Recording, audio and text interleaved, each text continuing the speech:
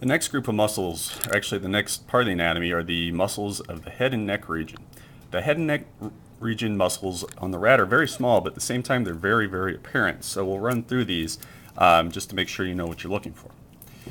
First thing you have to do is you're actually going to have to pull back the mandibular glands, which are the big glands that kind of hide these internal structures. You can see here I've pulled them to the left and the right.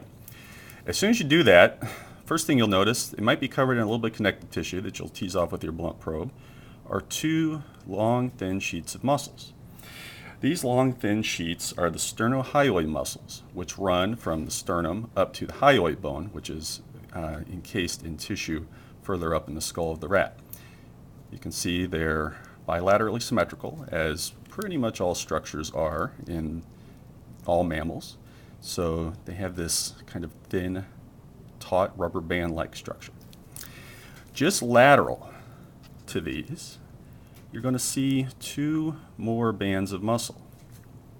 You can see here, here's one, lateral to the sternohyoid, and over here, lateral to the sternohyoid, we have our second band of muscle.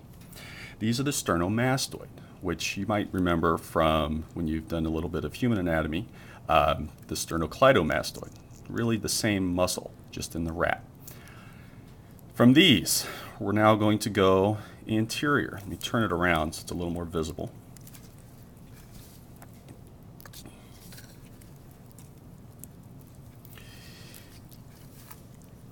So now you're looking at the base of the rat skull.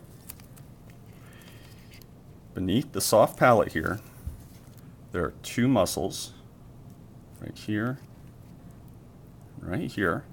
See, these are the digastrics. The digastrics run from the base of the soft palate down either side of the sternohyoid to the base of the skull.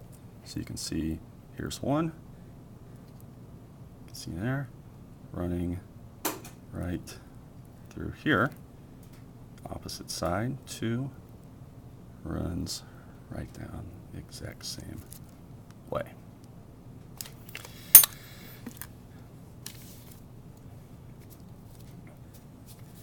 Okay, after that we're going to get to two more muscles that are on the lateral side of the head. These are the chewing muscles of the rat.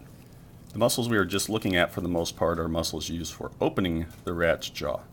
These are the muscles that would be used for closing, and you're going to see, rats are rodents and they're obviously known for gnawing on things and gnawing through things. And these are pretty big, obvious muscles on a rat. The first one here, just like when we dissected the shark, is very large, very tough. This is the masseter muscle. This is the primary muscle for closing the jaw.